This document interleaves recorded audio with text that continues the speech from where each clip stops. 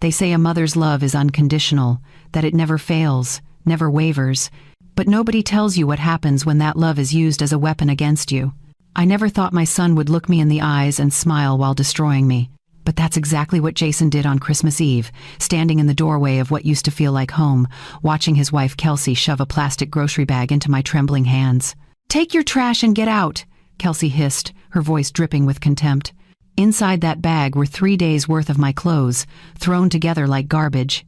No coat, no medications, just a bag that might as well have been empty for all the protection it offered against the Midwestern winter waiting outside. "Good luck surviving, Mom," Jason said, "and that smirk on his face will haunt me until the day I die." Then he took my house key, the one I'd carried for 2 years, believing this was my home too. He plucked it right off my keychain while I stood there in shock, and he locked the door behind me with a click that sounded like a gunshot in the frozen air. The snow was already falling hard. Christmas Eve in Naperville, Illinois, and I was 72 years old, standing on a porch that my money had helped build, being thrown out like the trash Kelsey said I was. Before I go any further, let me ask you something. Where are you watching this from right now?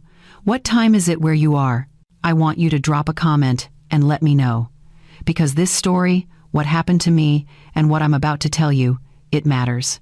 And if you're listening to this, if you're giving me your time, please hit that like button, share this with someone who needs to hear it, and subscribe, because I promise you, what comes next will change everything you think you know about family, survival, and what it means to truly save yourself. Now, back to that night. The cold hit me like a physical blow. I'm talking about the kind of cold that steals your breath, that makes your bones ache instantly. The kind of cold that kills people, especially people my age with nowhere to go and no one to call. I stood there on that porch for maybe 30 seconds, holding that pathetic bag, staring at the door. Part of me kept thinking Jason would open it again, that this was some cruel joke. That my son, my only child, the boy I'd raised alone after his father died, would remember who I was. Would remember that I was his mother. But the door stayed closed. Through the front window, I could see the warm glow of their Christmas tree, the one I'd helped decorate just 3 days earlier while Kelsey made comments about how I was doing it wrong. I could see their living room, the cream-colored furniture I'd helped pay for when they said they were in a bind last spring. I could even see Jason walking away from the door, back toward the kitchen where Kelsey's parents were probably waiting, probably congratulating themselves on finally getting rid of me. The snow was falling harder now. Big, wet flakes that stuck to everything. My thin cardigan was already soaked through. I had on house slippers, the kind with the little rubber sole that's meant for shuffling around indoors, not for walking through a blizzard. I should explain something here. I'm not a weak woman. I wasn't, anyway. I'd worked as a hospital nurse for nearly 40 years on the south side of Chicago. I'd raised Jason alone after we lost my husband. I'd survived things that would have broken other people. But standing there in that snow, watching my son choose his wife's cruelty over his own mother, I felt something inside me shatter that I didn't know could break. It wasn't just the cold. It was the weight of realization crashing down on me all at once. This was real. They really were throwing me out. On Christmas Eve, in a snowstorm, with nowhere to go and barely any money left because I'd given them everything. My feet were already going numb in those useless slippers. I could feel the snow seeping through the fabric, that awful, wet cold that goes straight to your bones. The wind picked up, throwing snow in my face, and I realized I had to make a choice: stand there and freeze on their porch, or start walking. I walked.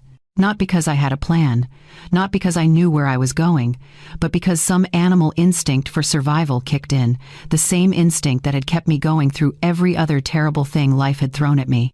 My feet moved, one in front of the other, down those porch steps I'd climbed 1,000 times, carrying groceries, carrying their children, carrying the weight of their lives while they drained mine dry. The neighborhood was quiet.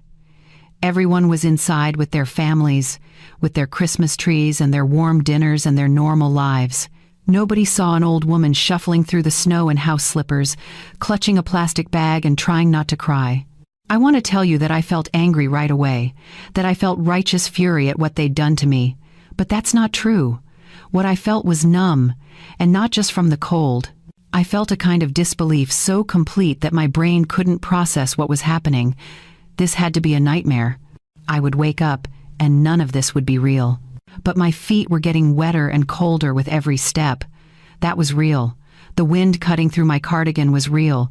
The snow piling up on my shoulders was real. And somewhere behind me, in that house my money had helped purchase, my son was probably sitting down to Christmas Eve dinner, laughing with his wife's family, relieved that I was finally gone. I kept walking because I didn't know what else to do. There was a park a few blocks away. I'd taken Jason's kids there in better times, pushing them on swings while Kelsey stayed home doing whatever it was she did that was so much more important than caring for her own children. Maybe I could find a bench. Maybe I could sit down and figure out my next move. Maybe I could just rest for a minute, because suddenly I was so tired. More tired than I'd ever been in my entire life. Tired in my soul. The snow kept falling, and I kept walking, and that tiny flicker of survival instinct that had gotten me off their porch was starting to fade. Because the truth was settling in now, heavy and cold as the snow itself. I had nowhere to go. No money. No friends in Naperville because they'd isolated me so completely. No family except the one that had just thrown me away. I was alone in the cold, and for the first time in my 72 years, I started to wonder if this was how my story would end. Frozen and forgotten on Christmas Eve, while my son ate ham and pretended I'd never existed. But here's what Jason and Kelsey didn't know. Here's what they couldn't have possibly known as they locked that door and went back to their warm house. That night in the snow, something was about to happen that would change everything, not just for me, but for them too. Because sometimes, when you throw someone away like trash, the universe has a way of showing you exactly what you've done. And sometimes, the people you discard are the ones who end up surviving, thriving, even. Keep watching. Because what happened next, what I'm about to tell you in the chapters ahead, that's where the story really begins. To understand how I ended up walking through that snowstorm with nothing but a plastic bag, you need to know how I got to Naperville in the first place. I grew up on the south side of Chicago, in a neighborhood where people knew how to work hard and look out for each other. My parents didn't have much, but they taught me the value of earning your own way. So when I turned 18, I enrolled in nursing school. It wasn't easy, but I made it through, and for the next 38 years, I wore those scrubs with pride.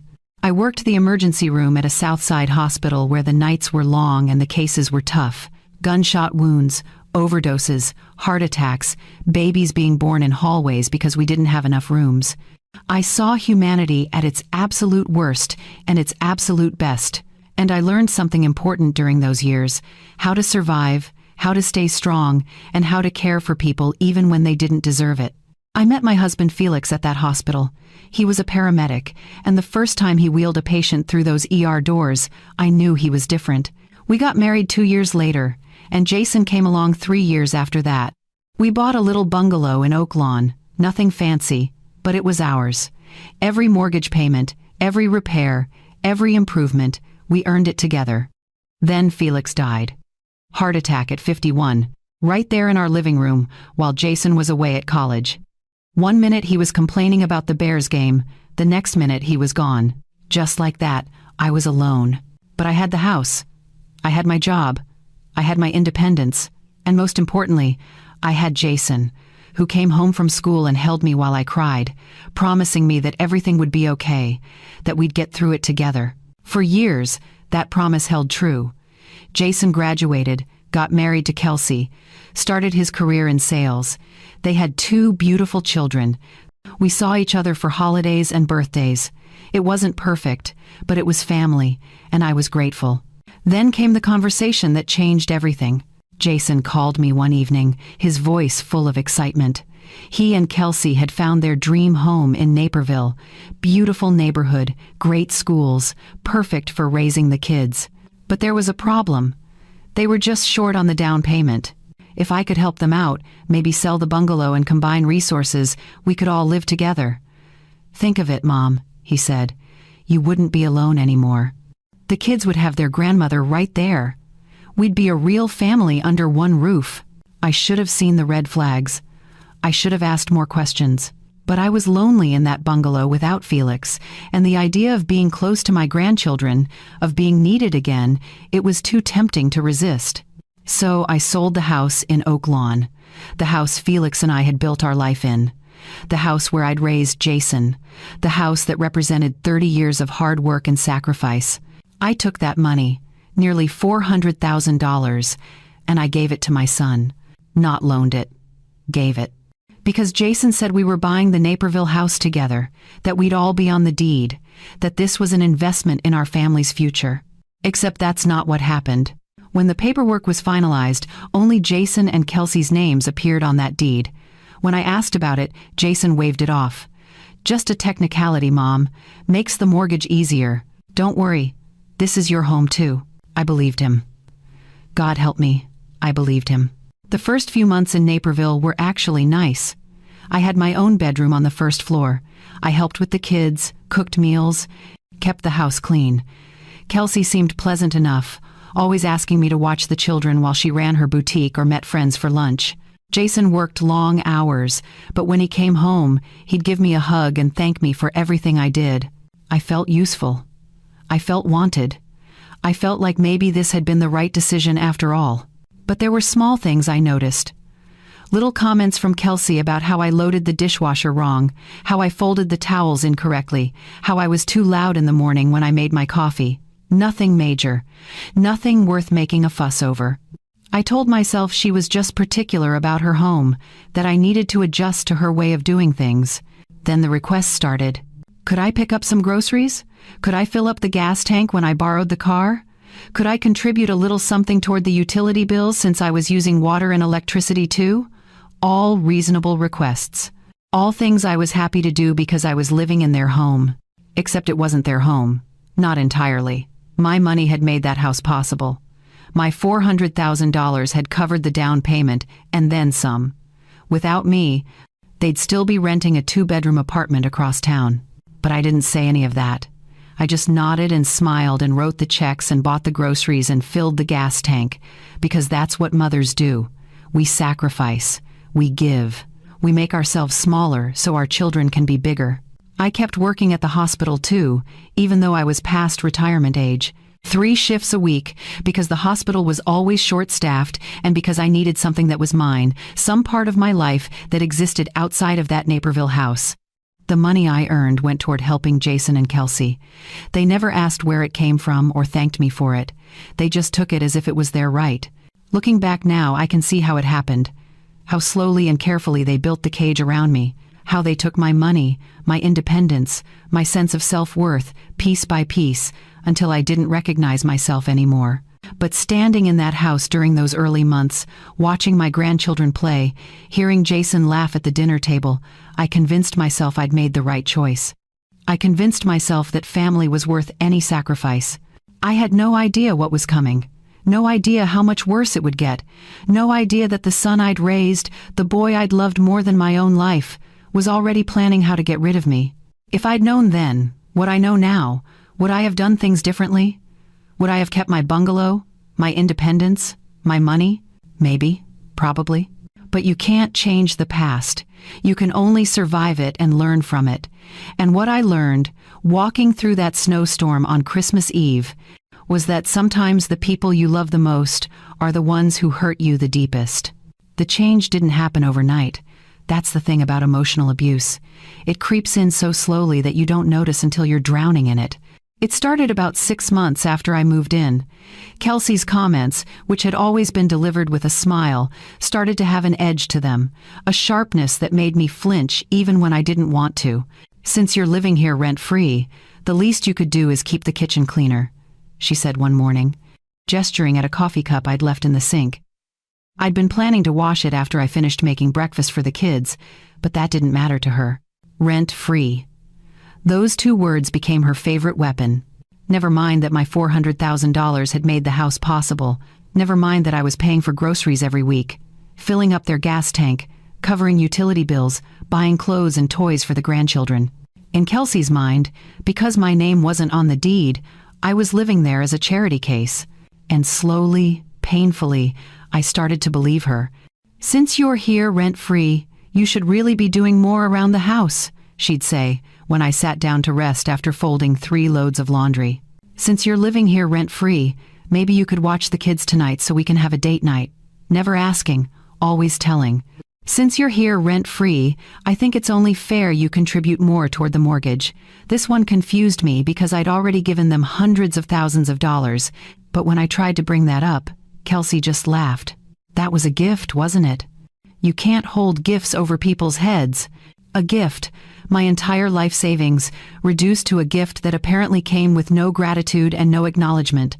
Jason said nothing during these conversations. He'd be in the room, scrolling through his phone or watching TV, acting like he couldn't hear his wife slowly destroying his mother's dignity. And that silence hurt worse than Kelsey's words ever could. Because I'd raised Jason to be better than this. I'd taught him about respect, about kindness, about standing up for people who couldn't stand up for themselves. But somewhere along the way, between marrying Kelsey and building his life in Naperville, my son had forgotten those lessons. Or maybe he'd never really learned them at all. The childcare became a daily expectation. Every morning, Kelsey would sleep until 9 or 10 while I got the kids ready for school, made their breakfast, packed their lunches, and drove them where they needed to go. Every afternoon, I'd pick them up, help with homework, make dinner, give them baths, and put them to bed. Meanwhile, Kelsey would be at her boutique or having coffee with friends or getting her nails done. I loved those children. Don't get me wrong, they were innocent in all of this, and spending time with them was one of the few joys I had left. But it wasn't the loving grandmother relationship I'd imagined. It was unpaid labor that Kelsey expected and never once thanked me for. "Can you pick up the kids today? I have a thing." That's all she'd say. Never what the thing was, never asking if I had plans of my own. Just an assumption that my time belonged to her. And I'd do it. Every single time, because what choice did I have? Where else was I going to go? The guilt became my constant companion. Guilt for taking up space in their home, guilt for using their water and electricity, guilt for eating their food, even though I was the one buying most of it. Guilt for existing, basically, and being an inconvenience to their perfect Naperville life. Kelsey knew exactly how to use that guilt against me. She'd sigh heavily when I came into a room, as if my very presence exhausted her. She'd make comments about how crowded the house felt, how nice it would be to have more space, how much easier life would be without certain complications. I was the complication. I understood that clearly. The worst part was watching Jason transform before my eyes. The son who used to call me every week to check in, who used to bring me flowers on Mother's Day, who used to tell me I was the strongest woman he knew, that son disappeared. In his place was a man who echoed his wife's entitlement, who treated me like a burden, who seemed embarrassed by my existence. "Mom, Kelsey has a point," he said one evening when I tried to talk to him about how hurt I was feeling. "You do live here without paying rent. Maybe you could be a little more grateful." Grateful. I'd given them everything I had, and he wanted me to be more grateful. I stopped trying to defend myself after that. What was the point? They'd rewritten history in their minds. In their version of events, they were the generous ones, opening their home to a needy old woman. My contribution, my sacrifice, my money, none of it mattered. So I became smaller, quieter. I tried to take up less space, make less noise, need less attention. I'd eat my meals quickly and retreat to my room. I'd do the chores before anyone could complain about them. I'd anticipate their needs and meet them before they had to ask. And still, it wasn't enough. Because the truth was, Kelsey didn't want a helpful mother-in-law. She wanted me gone, and she was slowly, methodically, making life so unbearable that I'd leave on my own. Except I had nowhere to go, no home to return to, no savings left to start over. I was trapped in a house I'd paid for, being treated like garbage by people I'd sacrificed everything for. The obligation I felt was crushing. These were my grandchildren. This was my son. Family was supposed to stick together, supposed to work through hard times. Every time I thought about leaving, about finding some tiny apartment somewhere and starting over, I'd think about those kids growing up without me. I'd think about Jason, and how walking away would mean admitting that I'd failed as a mother. So I stayed. And I suffered in silence. And every day, Kelsey's contempt grew bolder, while Jason's indifference grew colder. They were preparing me for something. I see that now. Breaking me down piece by piece so that when the final blow came, I'd be too weak to fight back. What I didn't know yet was that Christmas Eve was coming, and with it, a snowstorm, and a plastic bag filled with my clothes, and a door closing in my face. But I'm getting ahead of myself. There's more you need to understand about how bad things got before that night. About the money they took, and the lies they told, and the ways they turned my love into a weapon against me. Keep watching. Because this story is just beginning. The real nightmare began about a year after I moved in, when Jason lost his job. He came home on a Tuesday afternoon, his face pale, his hands shaking. The company was downsizing, he said. Budget cuts, nothing personal. They'd given him a severance package, but it wouldn't last long. Not with the mortgage payment, not with 2 kids, not with the lifestyle they'd built in Naperville. I watched Kelsey's face when he told her. For just a second, I saw genuine fear flash across her features. But then, she looked at me, sitting quietly at the kitchen table, and that fear transformed into something else. Calculation. Well, she said slowly, her eyes never leaving mine, I guess we all need to pitch in more now. I was still working my 3 shifts a week at the hospital. My nursing salary wasn't much, especially at my age, but it was steady. And apparently, it was about to become their lifeline. Mom, I hate to ask this. Jason started that evening, and I could already feel my stomach dropping. But could you help us out with the mortgage this month? Just until I find something new. I've got interviews lined up. This is temporary. Temporary. That word became a lie I heard over and over again in the months that followed. I paid that month's mortgage. And the next month's. And the month after that. Jason's job search seemed to stall. He'd leave the house in the morning dressed in a suit, claiming he had interviews, but I noticed he was always home by noon, spending the rest of the day on the couch or in his home office playing video games. Meanwhile, Kelsey's boutique was hemorrhaging money. She'd opened it with such confidence 2 years earlier, convinced she had a brilliant eye for fashion and that Naperville women would flock to her store. Instead, she had racks of overpriced clothes nobody wanted and a lease she couldn't afford. The boutique needs an injection of capital, she announced one evening at dinner, using words that sounded like she'd been watching business shows on television.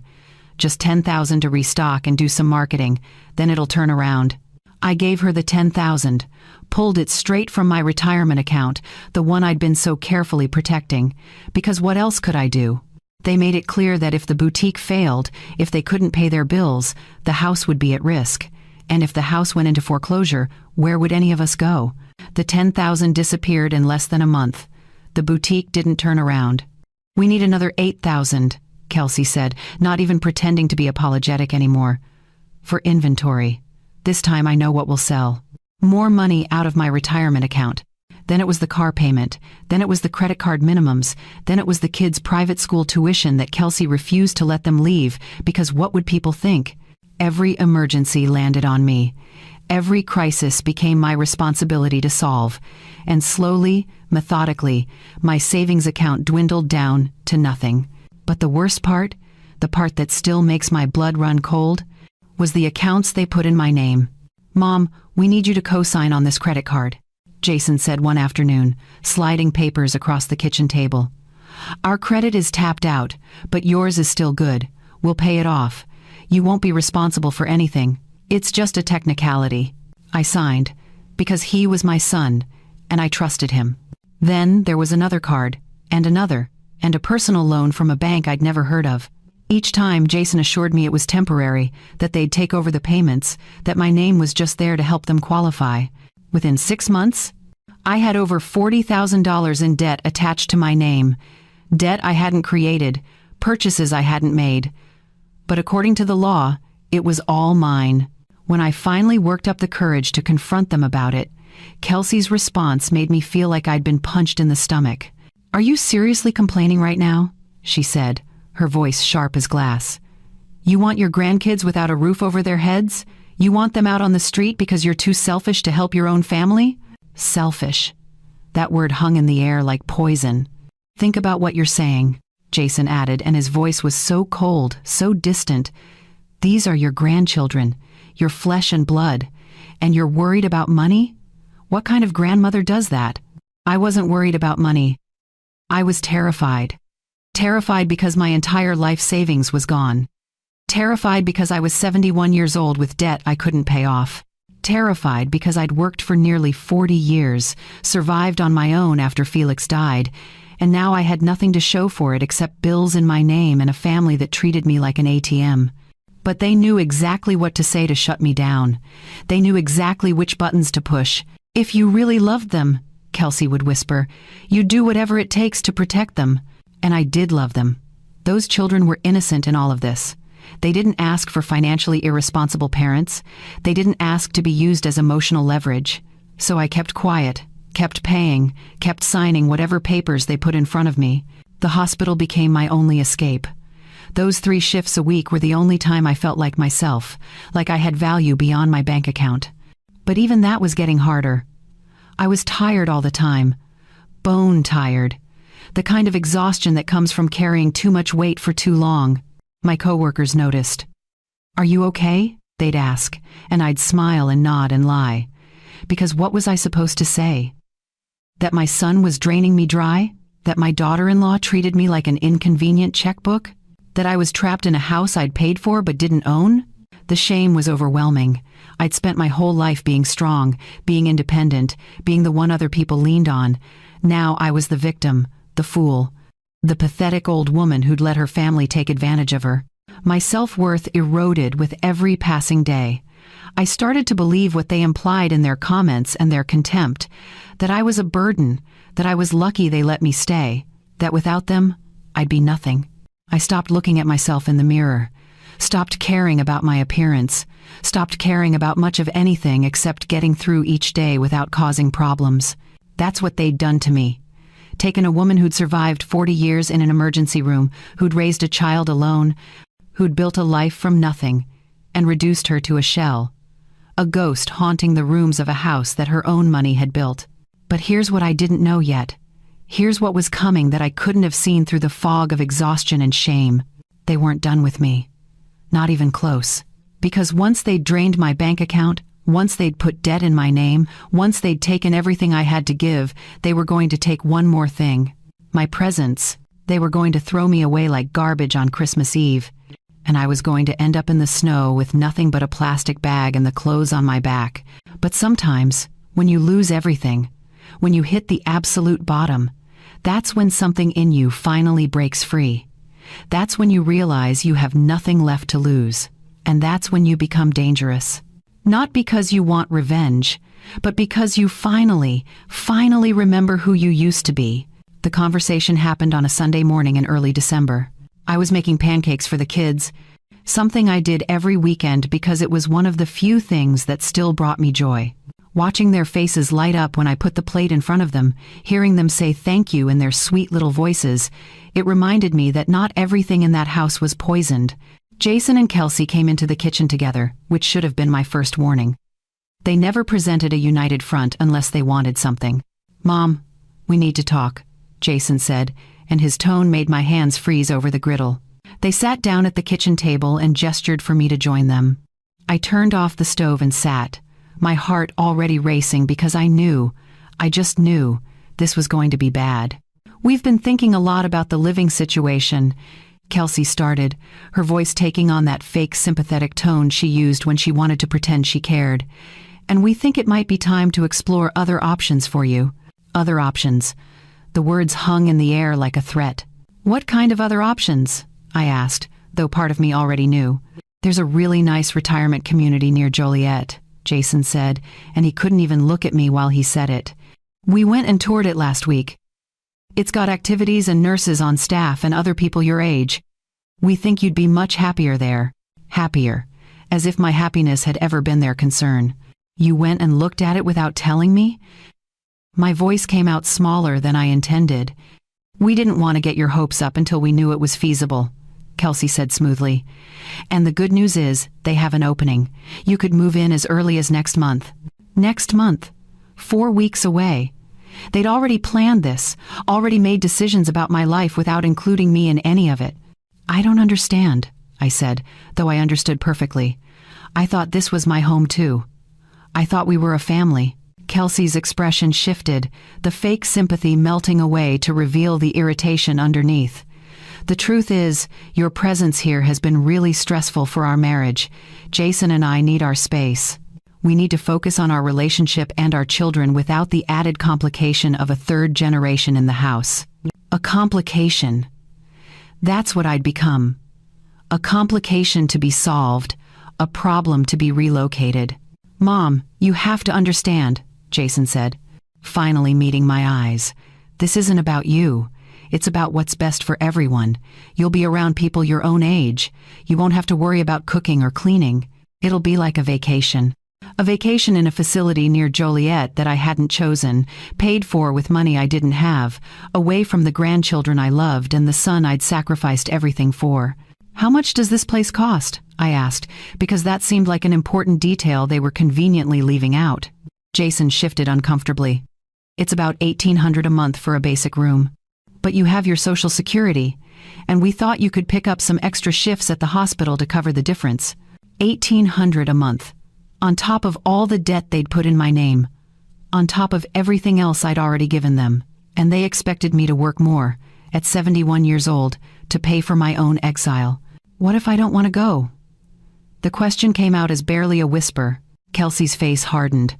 Then we have a problem, don't we? Because this is our house, and we get to decide who lives here. And frankly, we've decided that this arrangement isn't working anymore. Our house. Not my house, even though my $400,000 had made it possible. Even though I'd paid their mortgage for months. Even though my name was on credit cards and loans that financed their lifestyle. None of that mattered because I wasn't on the deed.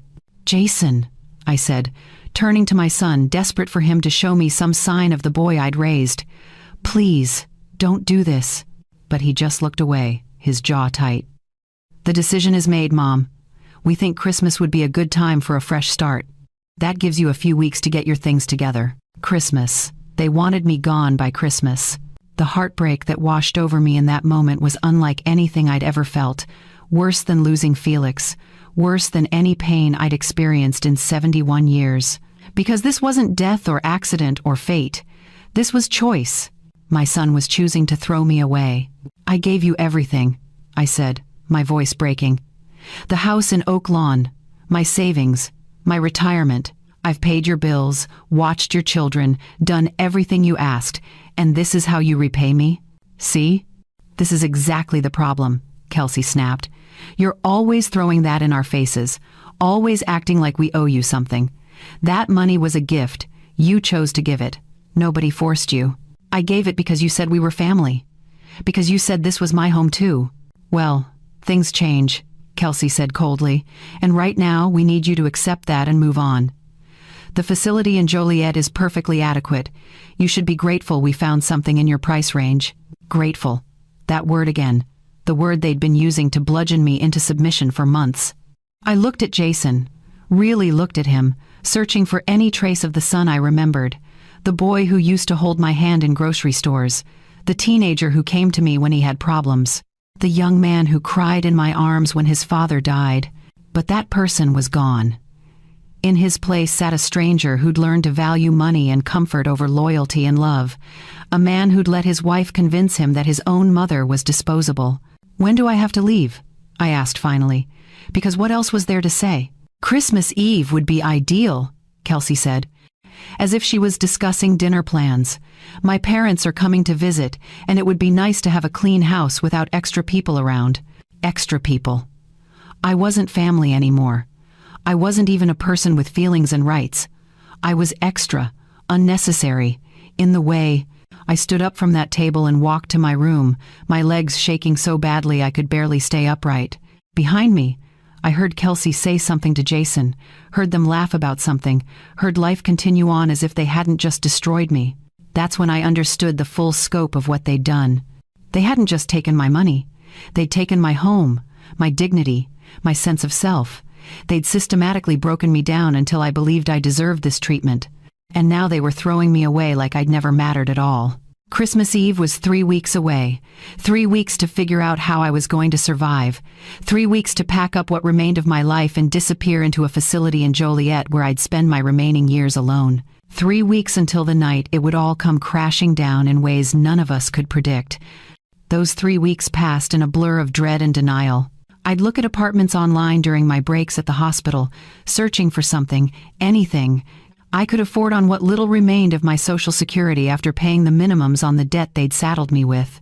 But everything was too expensive, or too far away, or required deposits I didn't have. The facility in Joliet kept calling. Jason had given them my number without asking. They wanted to schedule a move-in date. They wanted paperwork. They wanted money up front that I didn't have. I stopped answering my phone. The house grew colder as Christmas approached. And I don't just mean the temperature. Kelsey barely spoke to me except to make demands. Jason avoided me entirely. Even the kids seemed distant, probably picking up on the tension even if they didn't understand it. I kept hoping something would change, that Jason would remember who I was, who he used to be, that Christmas morning would come and we'd somehow find our way back to being a family. But Christmas Eve arrived, and with it came Kelsey's parents. They pulled up in their luxury sedan at 3 in the afternoon, and I watched from my bedroom window as Kelsey rushed out to greet them. Her mother was wearing a fur coat. Her father carried in shopping bags from expensive stores. They looked like people who'd never struggled a day in their lives. I stayed in my room as they settled in, not wanting to cause problems, but around 5 o'clock, my stomach started growling. I hadn't eaten since breakfast, and I thought maybe I could slip into the kitchen, make myself a sandwich, and disappear back to my room before anyone noticed. I was wrong. I walked into the kitchen in my bathrobe, the soft blue one I'd had for years, just planning to be quick and quiet. But Kelsey was there with her mother, both of them drinking wine and laughing about something. The laughter stopped the second they saw me. "Seriously?" Kelsey said, her voice sharp with disgust. "You're walking around in your bathrobe with guests in the house?" "I was just getting something to eat," I said quietly. "I'll only be a minute." "That's not the point," her mother chimed in, looking me up and down like I was something dirty. "It's Christmas Eve. We have company. And you're wandering around like you live here." "I do live here," I wanted to say. Or I did, but the words stuck in my throat. "Go back to your room," Kelsey ordered. "We're preparing dinner, and we don't need you in the way." "I haven't eaten since this morning," I said, hating how small my voice sounded. "I just need to make a quick sandwich." "There's nothing for you to eat," Kelsey snapped. "Everything in this kitchen is for dinner tonight. For our family dinner, which you're not part of." The words hit me like a slap. "Not part of the family," said out loud in front of her mother. "On Christmas Eve." "Kelsey, that's my food too," I said, finding a tiny spark of courage. "I bought those groceries last week." "Oh, here we go again," Kelsey said, turning to her mother with an exasperated expression. "Do you see what I have to deal with? Everything is, I paid for this and I bought that. She acts like we owe her something just because she helps out occasionally. Helps out occasionally, as if I hadn't paid their mortgage, their bills, their credit cards, as if I hadn't given them my entire life savings." "Kelsey, please," I said, my eyes filling with tears. "I'm just hungry. I'm not trying to cause a problem."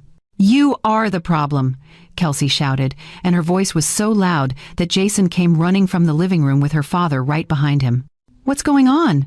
Jason asked. "Your mother is walking around in her bathrobe making my parents uncomfortable," Kelsey said, "and she's complaining about the food situation again. I've had enough of this." Jason looked at me, and for just a second, I thought I saw something in his eyes. Hesitation, maybe. A flicker of the son I used to know. But then he looked at Kelsey, at her parents standing there watching, and I saw him make his choice. "Mom, you need to go back to your room," he said. "Jason, I'm hungry. I just want to eat something." "Then you should have thought about that before you came out here inappropriately dressed," he said, his voice cold. "You're embarrassing us." Embarrassing them. I was embarrassing them by existing, by being hungry, by daring to walk into a kitchen in a house my money had purchased. Something inside me snapped. "This is my house too," I said, louder than I meant to. "I paid for it. I've paid your bills for over a year. You've taken everything from me, and now you won't even let me eat?" "That's it," Kelsey said, her face flushing red. "I've had enough of your attitude. Get out." "What?" "You heard me. Get your things and get out of my house, right now." I looked at Jason, waiting for him to intervene, to tell his wife she was being unreasonable. But he just stood there, his jaw tight, refusing to meet my eyes. "Jason, it's Christmas Eve," I said, my voice breaking. "Please." "I think Kelsey's right," he said quietly. "You need to leave. This clearly isn't working." "But where am I supposed to go?" "It's freezing outside. There's a storm coming." "That's not our problem anymore," Kelsey said. "You have 15 minutes to pack a bag and get out, and give me your key." "You can't just throw her out in a snowstorm," Kelsey's father said, and for a moment I felt a surge of hope. But Kelsey silenced him with a look. "This is between us and her. Stay out of it." I stood there, frozen, unable to process what was happening. This was really it. They were really throwing me out. On Christmas Eve, in a blizzard. 10 minutes now," Kelsey said, "or I'm calling the police and having you removed for trespassing." Trespassing. In a house I'd paid for. I walked to my room on shaking legs and grabbed what I could. Some clothes, my phone charger, my medications. I shoved everything into a plastic grocery bag because I couldn't find my suitcase and I didn't have time to look. When I came back out, they were all standing there waiting.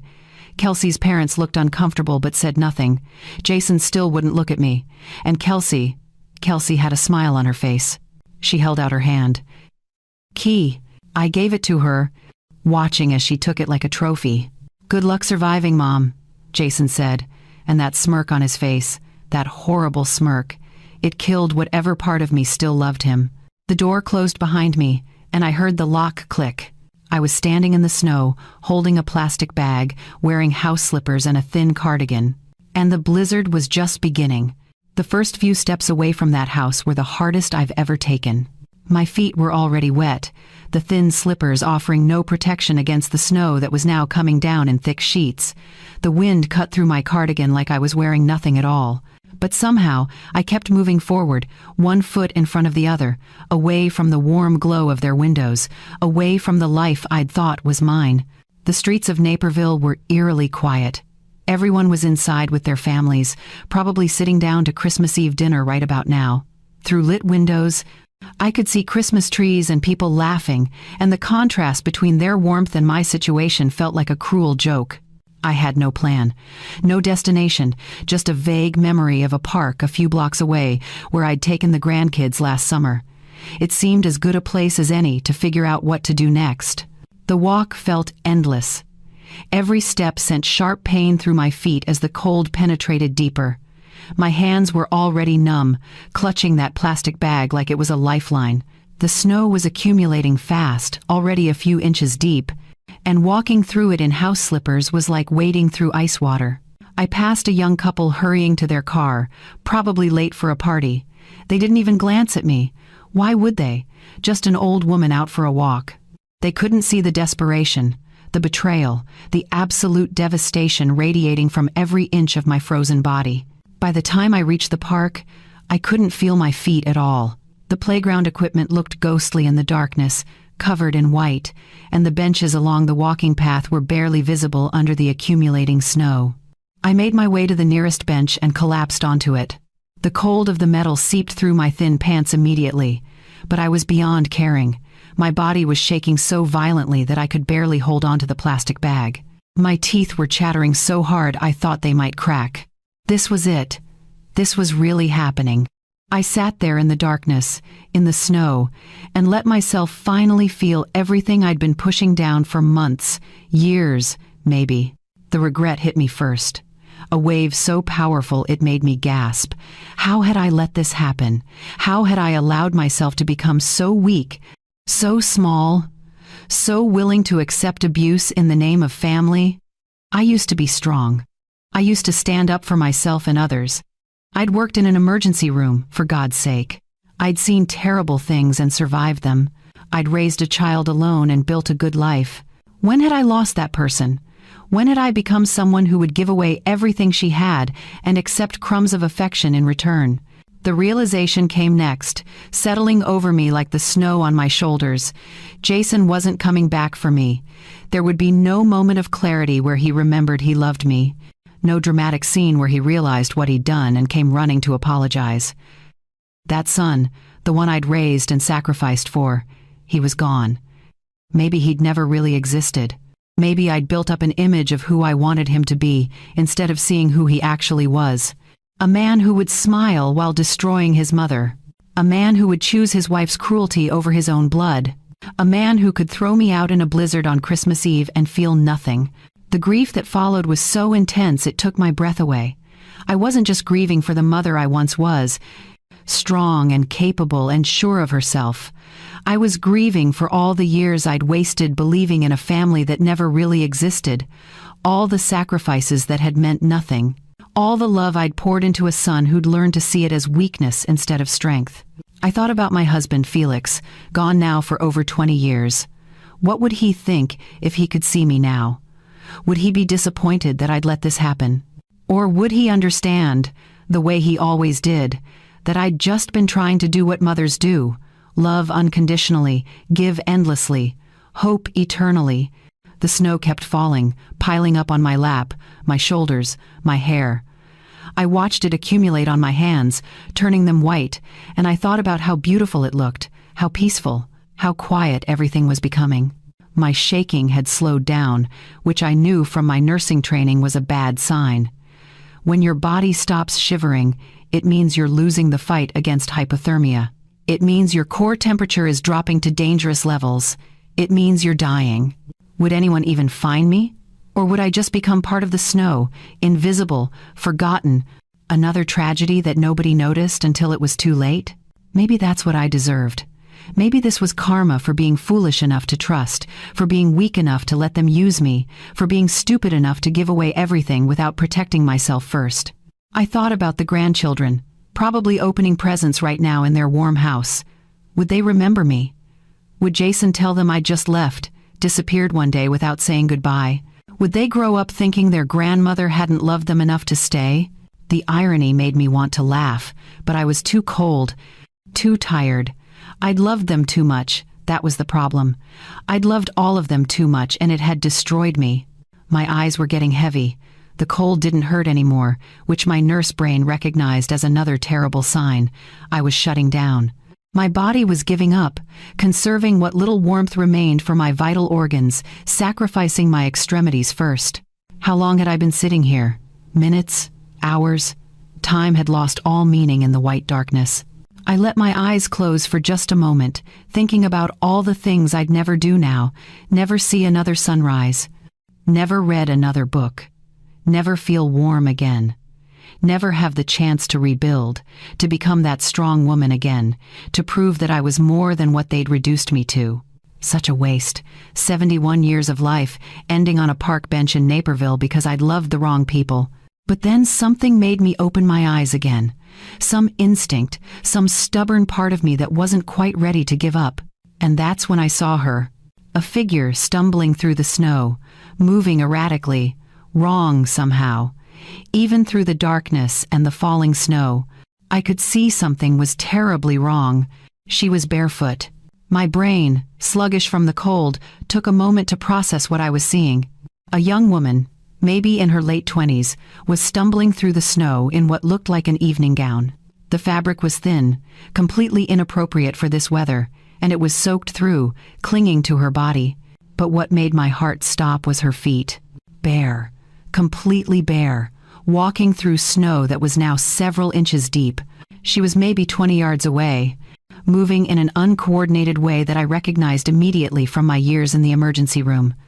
Confusion, disorientation, the kind of movement that meant the brain wasn't getting enough oxygen, wasn't functioning properly. She took 3 more steps, and then her legs gave out. She crumpled into the snow like a puppet with cut strings. Something inside me, some deeply ingrained part of who I used to be, jolted awake.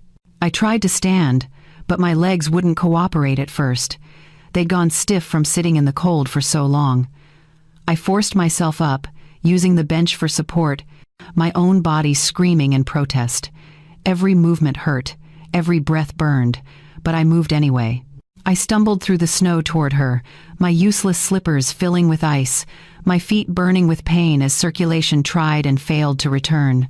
It took me what felt like forever to cover those 20 yards, and by the time I reached her, she'd stopped moving entirely. She was lying face down in the snow, her dark hair spread around her head like a halo. I dropped to my knees beside her, my nursing training flooding back despite everything. "Can you hear me?" I said, my voice hoarse from the cold. I rolled her onto her back, and what I saw made my stomach drop. Her lips were blue. Not just a little blue, but deep purple, the color of severe hypothermia. Her face was pale, almost gray, and when I pressed my fingers to her neck to check for a pulse, her skin felt like ice. But there was a pulse. Faint, slow, but there. She was alive, but barely. Her eyes fluttered open for just a second, unfocused and glassy. She tried to say something, but it came out as just a whisper of breath. I looked at her feet and wanted to cry. They were purple, covered in snow, and when I touched them gently, they were hard with cold. Frostbite. Severe frostbite. This woman was going to lose her toes at minimum if she didn't get warm immediately. My own feet were in bad shape too, but I was wearing something at least. And suddenly, in that moment, sitting in the snow next to this dying stranger, I made a choice. I unlaced my boots. Well, they weren't really boots, just those house slippers with rubber soles, but they were better than nothing.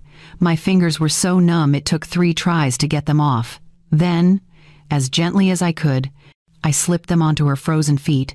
It wasn't enough. I knew it wasn't enough. I took off my cardigan, the only thing keeping any warmth at all against my body, and I wrapped it around her shoulders. Then I took off my scarf, the one Felix had given me years ago, and I tucked it around her neck. The cold hit me like a wall. Without those thin barriers, I was exposed completely to the wind and snow. My body started shaking again, violently, and I knew I'd just signed my own death warrant. There was no way I'd survive now. But looking at this young woman, at her purple face and her frozen feet, I couldn't do nothing. After everything that had happened tonight, after being thrown away like garbage, after losing everything, I needed to do something good. Something that mattered. Something that proved I was still human, still capable of compassion, even if my own family wasn't. "Help!" I tried to shout, but my voice came out weak, swallowed by the wind. "Someone help us!" The park was empty. Everyone was inside, warm and safe with their families. Nobody was coming. I pulled the young woman against me, trying to share what little body heat I had left. It wasn't much. I was probably doing more harm than good, drawing what little warmth she had into my own frozen body. But I couldn't just leave her there in the snow. "Stay with me," I whispered, even though I wasn't sure she could hear me. "You're going to be okay. Just stay with me." Her eyes opened again, just barely, and she looked at me, really looked at me. And then, so quietly I almost missed it, she spoke. "Evelyn," she whispered. "My name." She'd said my name. "How do you know my name?" I asked. But she'd already closed her eyes again. Panic flooded through me. How did she know who I was? Had we met before? I'd never seen this woman in my life. But she knew me. Somehow, impossibly, she knew me. Before I could process this, before I could even begin to understand, I heard something. Footsteps crunching through the snow. Running. "Here!" a voice shouted. "She's here!" 2 figures emerged from the darkness, moving fast. A man and a woman, both wearing heavy coats and boots. They rushed toward us, and the woman dropped to her knees beside the young woman I was holding. "We've got her," the woman said, gently prying my arms away. "It's okay, we've got her. She needs a hospital," I said through chattering teeth. "Severe hypothermia. Frostbite. Her core temperature is dangerously low." "We know," the man said, already lifting the young woman into his arms like she weighed nothing. "We're taking her now." "Wait," I said. She knew my name. How did she know my name? But they were already moving, carrying her away through the snow. The woman looked back at me once, her expression unreadable, and then they were gone, disappearing into the darkness like they'd never been there at all. I sat alone in the snow, wearing nothing but a thin shirt and pants, no shoes, no coat, no scarf. Everything I'd had, I'd given to a stranger who somehow knew who I was. The cold was absolute now. I couldn't feel anything below my neck. My vision was starting to blur at the edges. This was it. This was really the end. But somehow, impossibly, I felt lighter. Peaceful, almost. I'd helped someone. In my last moments, I'd done something that mattered. I'd chosen compassion over self-preservation. I'd proven, if only to myself, that I was still the person I used to be. The snow kept falling, and I leaned back against a tree, closing my eyes. I wonder if this is what dying feels like, I thought. Not painful, just tired. So very tired. The darkness started to creep in at the edges of my consciousness, and I let it come. There was nothing left to fight for anyway. But then I heard something else. Something that made no sense at all. The sound of engines, multiple engines, growing louder. I forced my eyes open, squinting through the snow. And what I saw made me think I'd already died, and was hallucinating. Headlights, dozens of them, coming toward me through the park. I thought I was hallucinating, that the hypothermia had finally pushed my brain past the point of reality. But the headlights kept coming, and the sound of engines kept growing louder, and then they were there, actually there. 19 identical black Range Rovers rolling into the park in perfect formation. They moved slowly, deliberately, their headlights cutting through the falling snow like searchlights. One by one, they formed a semicircle around the area where I sat slumped against the tree. The engines cut off simultaneously, and for a moment, there was just silence and snow and my own ragged breathing. Then the doors started opening. People emerged from each Range Rover. Men and women in dark coats and professional demeanor, standing at attention like some kind of security detail. But they didn't approach me. They just stood there, waiting, forming a human barrier between me and the rest of the park. The door of the center Range Rover opened, and someone stepped out. Even through my blurred vision, even through the snow and the darkness, I could see who it was. The barefoot stranger. But she wasn't barefoot anymore. She was wearing my slippers. And she wasn't stumbling or confused or dying. She walked toward me with perfect composure, wearing a heavy coat now, her hair pulled back, looking completely in control. She was followed by the 2 people who'd carried her away. They walked on either side of her like bodyguards. I tried to speak, to ask what was happening, but my jaw was frozen shut. All I could do was watch as this woman I'd tried to save walked toward me with steady, purposeful steps. She knelt in front of me, and I saw her face clearly for the first time. Young, beautiful, with dark eyes that held something I couldn't quite read. Gratitude, maybe, or something deeper. "Hello, Evelyn," she said, her voice clear and strong, nothing like the whisper I'd heard before. "My name is Leah Ward."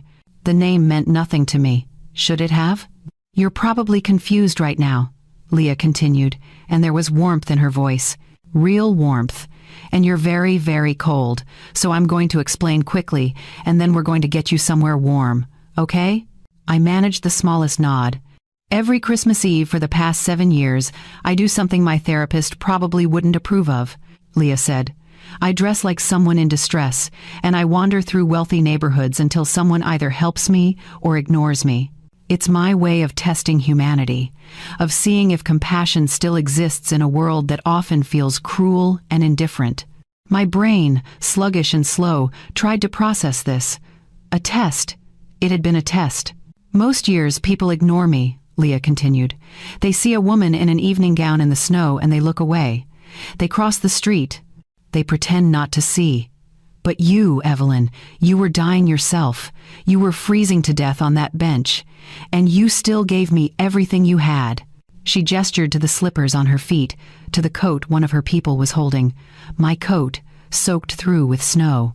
You gave me your shoes, your coat, your scarf. You held me and tried to keep me warm even though it meant sacrificing yourself. You called for help even though your voice was barely a whisper. And when my people came to get me, the first thing you said, the first thing, was medical advice. You told them about hypothermia and frostbite. You were a nurse trying to save a patient, even in your last moments. Tears were freezing on my cheeks. I hadn't even realized I was crying. I've been watching you, Evelyn," Leah said, and her voice softened. "Not just tonight, for weeks. I've known about your situation, about what your son and his wife have been doing to you, about the money they stole and the debt they put in your name and the way they broke you down piece by piece. How? How could she possibly know all that? I'm a very wealthy woman," Leah said, as if reading my mind.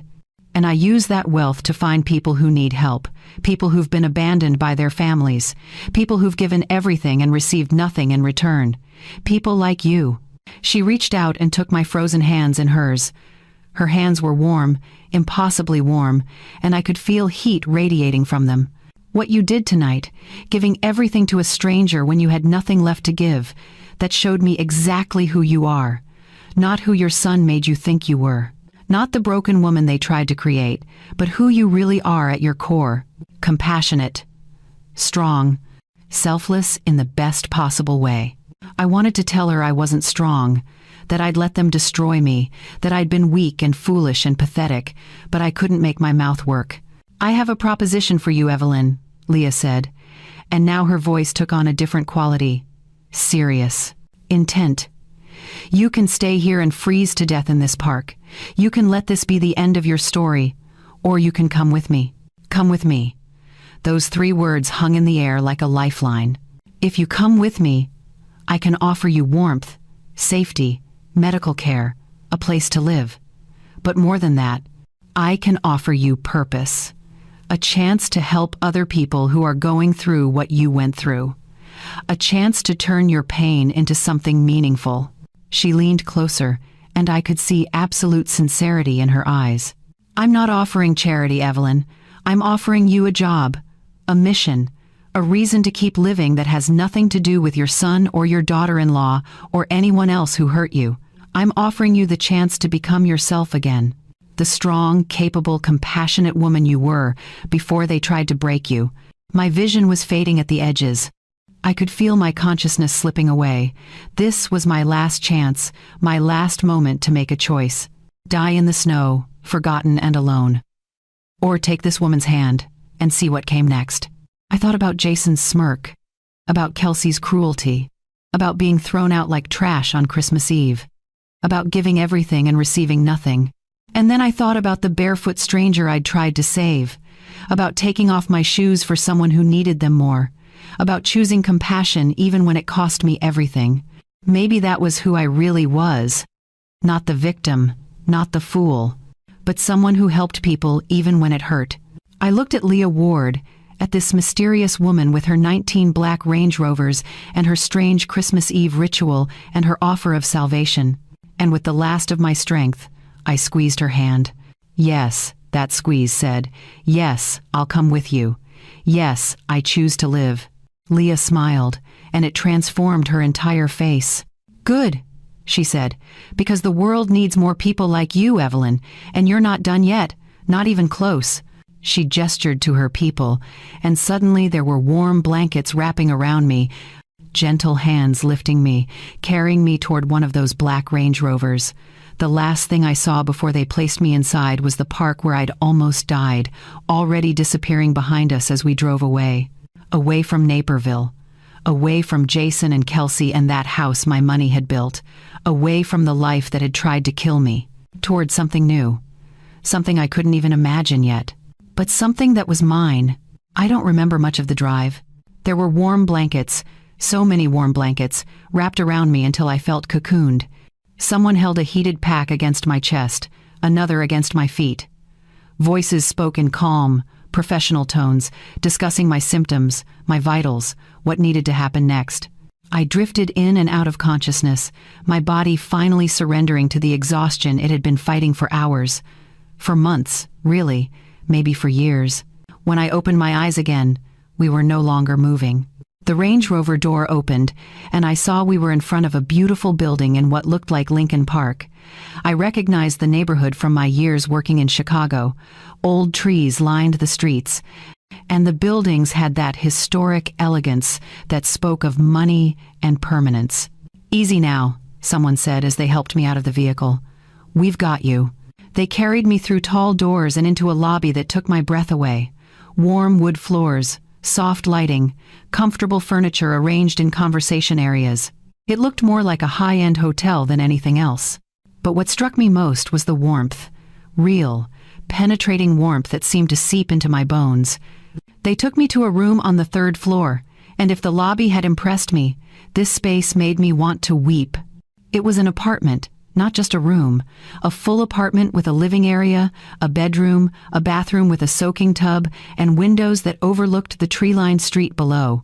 "Let's get you warmed up properly," a woman in scrubs said, appearing at my side. She had kind eyes and capable hands. A nurse, I realized, like I used to be. The next hour was a blur of medical attention. They examined my feet, my hands, checking for frostbite damage. They wrapped me in more heated blankets. They gave me warm liquids to drink, slowly, carefully, raising my core temperature at a safe pace. They monitored my heart rate, my blood pressure, all the things I would have done for a hypothermia patient in my ER. I was the patient now. It felt strange. "You're going to be okay," the nurse said, and I heard genuine relief in her voice.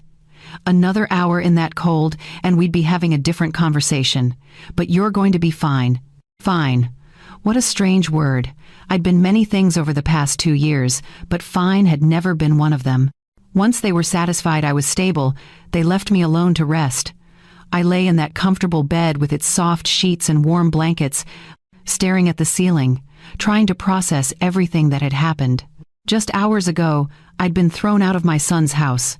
I'd been dying in the snow. I'd given away my last possessions to a stranger.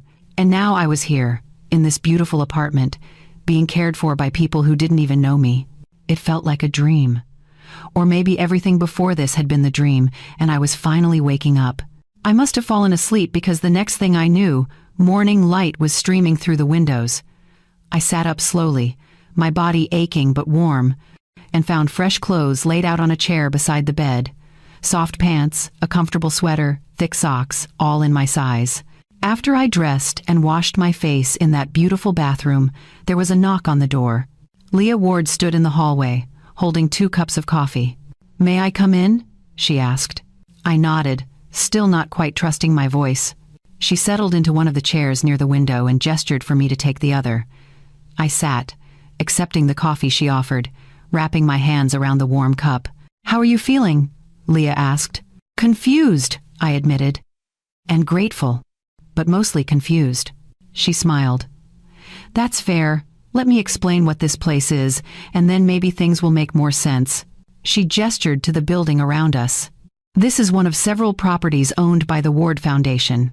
My foundation.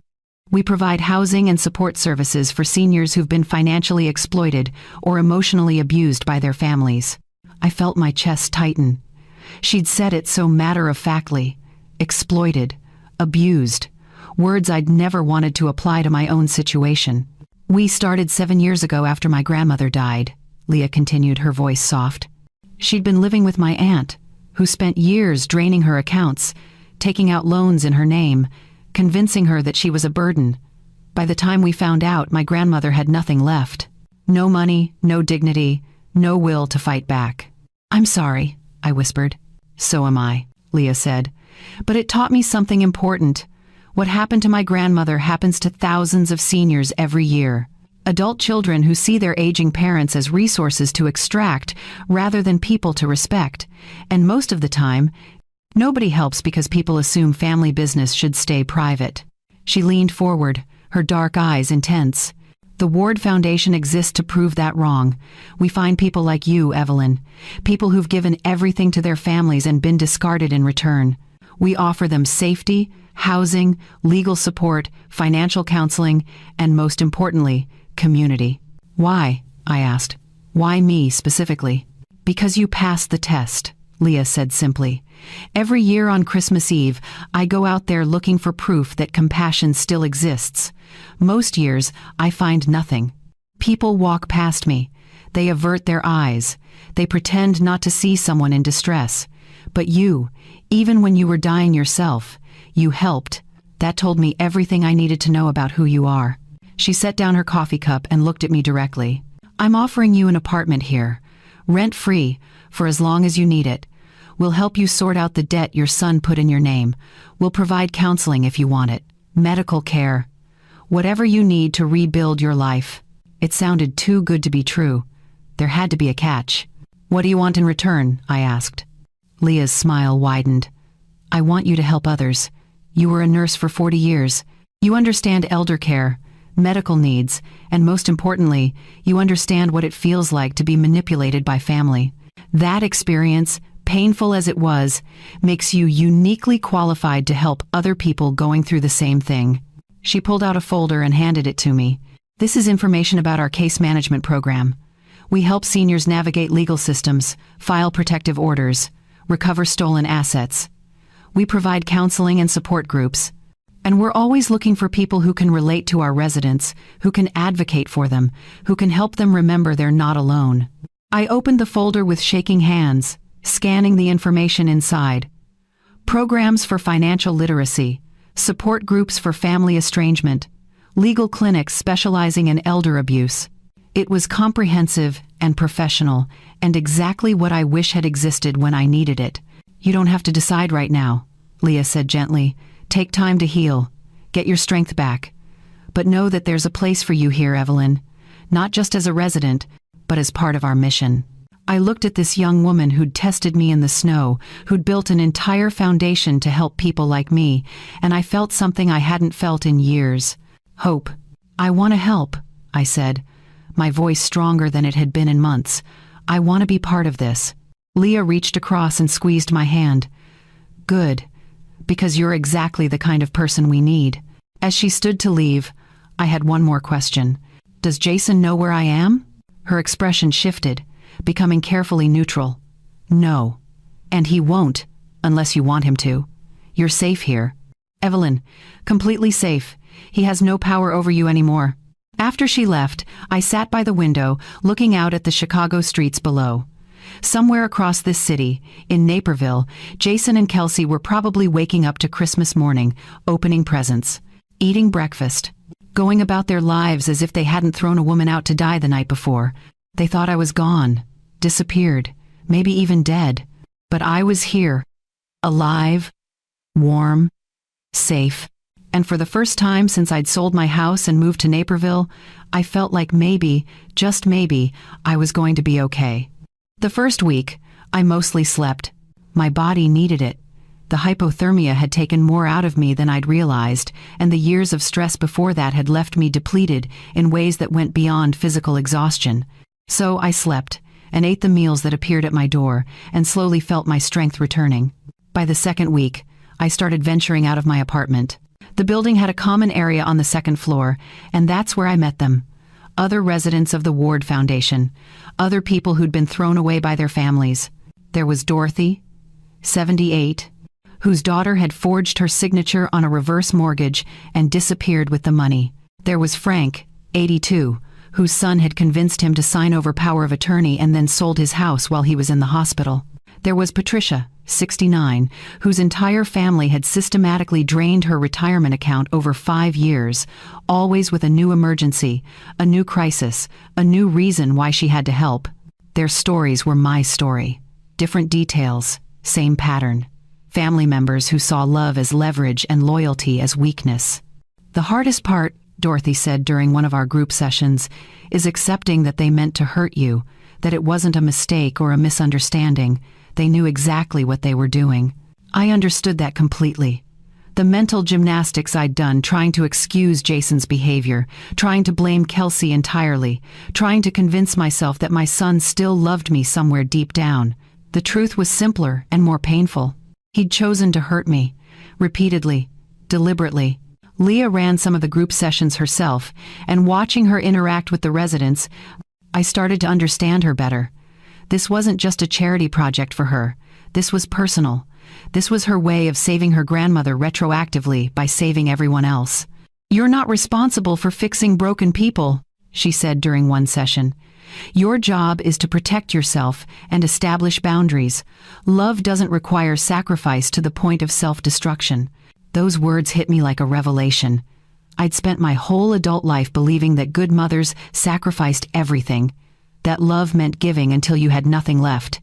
But Leah was saying something different. She was saying that self-preservation wasn't selfish, that boundaries weren't betrayal. It was a hard lesson to learn at 71, but I was trying. By the third week, Leah asked me to sit in on intake interviews. "We're screening a new resident. she explained. A woman whose family has been financially exploiting her. I think hearing from someone who's been through it might help her feel less alone. The woman's name was Grace, and she was 65, with kind eyes and shaking hands. She told us her story in a quiet voice, about a son who'd moved in after his divorce, who'd promised it was temporary, who'd slowly taken over her finances until she had nothing left. I saw myself in every word she spoke. "They make you feel like you're being dramatic," Grace said, tears running down her face. "Like you're selfish for wanting your own money, your own space, your own life. They make you feel like you're the problem." "You're not the problem," I said, and my voice came out stronger than I expected. "They are. And you're not alone. What they did to you, it's abuse, financial abuse, emotional abuse, and you didn't deserve any of it." Grace looked at me like I'd handed her a lifeline, and I realized something important. My experience, painful as it was, had value. I could use it to help others, to validate their feelings, to show them that survival was possible. After that, I became more involved in the Foundation's work. Leah asked for my input on intake procedures. How do you assess whether someone is being exploited? What warning signs should case managers look for? How do you help someone who's been conditioned to defend their abuser? I knew the answers because I'd lived them. I helped develop safety protocols. How do you protect residents from family members who show up demanding access? How do you create boundaries without creating prison-like restrictions? How do you balance compassion with protection? I started facilitating support groups, sharing my own story, listening to others share theirs. And something amazing happened. The more I talked about what Jason and Kelsey had done to me, the less power those memories had over me. The shame started to lift. The guilt started to fade. And underneath all of that, I found anger. Good, healthy anger at what they'd done. Not the consuming kind that destroys you, but the kind that clarifies, the kind that says this was wrong, and I deserved better, and I will never let anyone treat me this way again. Leah noticed the change in me. "You're coming back to yourself," she said one afternoon over coffee in her office. "I can see it. The woman you were before they broke you down, she's still there." "I don't know if I'm the same person," I admitted. "Too much has happened." "You're not supposed to be the same person," Leah said. "You're supposed to be better, stronger, wiser. You take the pain and you transform it into purpose. That's how you win." Win. I hadn't thought about it in those terms, but she was right. This wasn't about revenge in the traditional sense. It was about reclaiming myself, about proving that they hadn't destroyed me, about building something meaningful from the wreckage of what they'd done. I started working with the Foundation's legal team, learning about elder abuse laws, financial exploitation statutes, protective orders. I learned how to document abuse, how to gather evidence, how to help other seniors fight back against family members who'd stolen from them. And I learned something else, something important. I was good at this work, really good. My nursing background helped me understand medical vulnerability. My own experience helped me understand the emotional manipulation. And something in me that had been dormant for years, some fierce protective instinct, came roaring back to life. I wasn't just surviving anymore. I was thriving. I had a purpose that had nothing to do with Jason or Kelsey or anyone who'd hurt me. I had a community of people who understood. I had meaningful work that made a difference. And I had something else too. Something I'd lost along the way in Naperville. I had myself back. The woman who'd worked emergency rooms for 40 years. The woman who'd raised a child alone. The woman who'd survived losing her husband and kept going. She'd been buried under years of abuse and manipulation, but she wasn't gone. She was here, in this building, in this work, in this new life, and she was ready for whatever came next. 3 months after Christmas Eve, my phone rang with a number I recognized. Jason's number. I stared at it for a long moment, my thumb hovering over the decline button. But Leah, sitting across from me in the common room, shook her head. "Answer it," she said quietly. "You're ready." I wasn't sure I was ready, but I answered anyway. "Mom?" Jason's voice came through, and it sounded different, strained, desperate. "Mom, I need to talk to you. We need your help." And just like that, I knew. Something had happened. Something bad. And they were coming to me for rescue. just like they always had. Except this time, everything was different. This time, I was different. Mom? Are you there? Jason's voice sounded thin through the phone. Fragile. Nothing like the cold, confident tone he'd used when he threw me out. I took a breath before answering. I'm here. Thank God. Relief flooded his voice. Mom, we need to talk. It's important. Can we meet somewhere? I looked at Leah, who was watching me with calm, supportive eyes. She nodded slightly. All right, I said. There's a coffee shop on Clark Street, tomorrow at 2. I gave him the address and ended the call before he could say anything else. The old Evelyn would have asked what was wrong immediately, would have rushed to offer help before even hearing the problem. But the new Evelyn, the one who'd spent 3 months rebuilding herself, knew better. Whatever crisis they had, it wasn't my emergency anymore. The next day, I arrived at the coffee shop 15 minutes early and chose a table near the window. Leah had offered to come with me, but I'd declined. This was something I needed to do alone. Jason walked in at exactly 2 o'clock, and I barely recognized him. He looked terrible. His clothes were wrinkled, his face drawn, his eyes carrying the weight of someone who hadn't slept properly in weeks. He spotted me and hurried over, sliding into the chair across from me. Mom, I'm so glad you're okay, he started. We've been trying to find you for months. Nobody knew where you went. I was worried sick. Worried sick. The words would have meant something once. Now they felt hollow. What do you need, Jason? He flinched at my directness. Can't I just be happy to see you? I said nothing, just waited. He crumbled quickly. Okay, you're right. We have a problem. A big problem. The house is in foreclosure. The bank is taking it next month. Kelsey's boutique went bankrupt. I still haven't found steady work. We're drowning, Mom. The credit cards are maxed out. The cars are about to be repossessed, and we have nowhere to go. I see.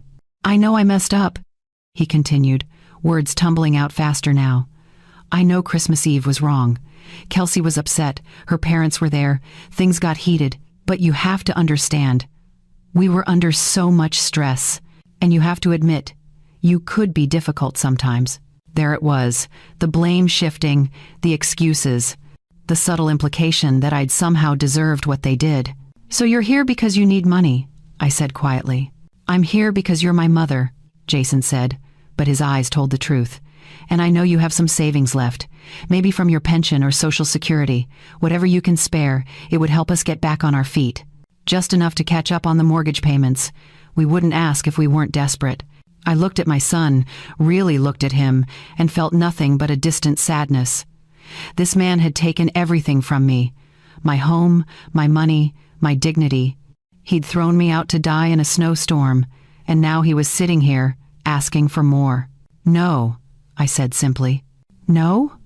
He looked genuinely confused, as if the possibility hadn't occurred to him. No, Jason, I won't be giving you money. Not now, not ever. His face hardened. So that's it? You're going to let your own grandchildren become homeless because you're holding a grudge? Those children are not my responsibility, I said, and my voice was steady, clear. They're yours. You chose to have them. You chose to spend money you didn't have. You chose to drain my accounts and put debt in my name. Those were your choices, and now you get to live with the consequences. I can't believe you're being this selfish, he said, anger creeping into his voice now. The real Jason, coming through. After everything we did for you, we gave you a place to live. You gave me a place to live? I leaned forward. I gave you $400,000. I paid your mortgage for months.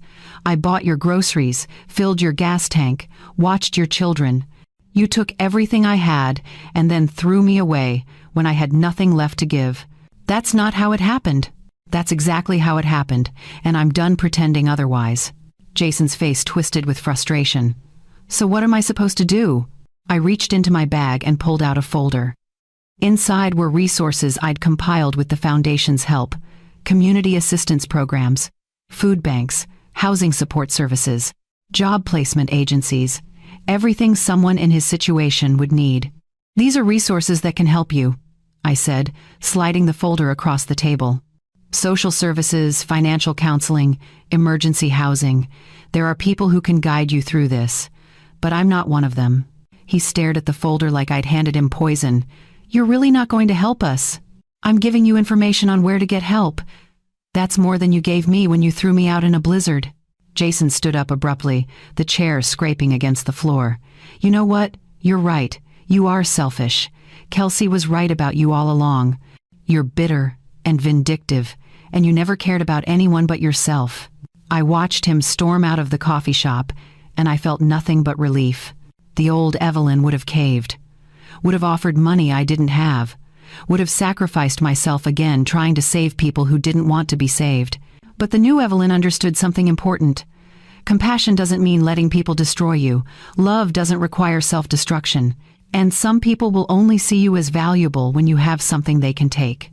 I left the folder on the table and walked out. 3 months later, I stood on a stage in front of 200 people at the grand opening of the Ward Foundation's newest senior living complex. It was beautiful. State-of-the-art apartments for seniors escaping financial abuse, case management offices, counseling centers, legal clinics, everything we'd dreamed of when we started planning it a year ago. Everything I'd helped design. When I was thrown out of my son's house on Christmas Eve, I said into the microphone, my voice carrying across the crowd, I thought my life was over. I was 71 years old with nothing. No home, no money, no family. I was ready to die in the snow. The audience was silent, listening. But someone saw me that night. Someone who understood that dignity isn't given by family. It's not something that can be taken away by people who claim to love you. Dignity is something you choose for yourself, every single day, when you refuse to accept treatment that diminishes you.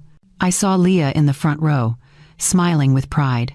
This building represents that choice. For every senior who's been told they're a burden, for every person who's been exploited by family members who should have protected them, for everyone who thought they were alone, you're not alone.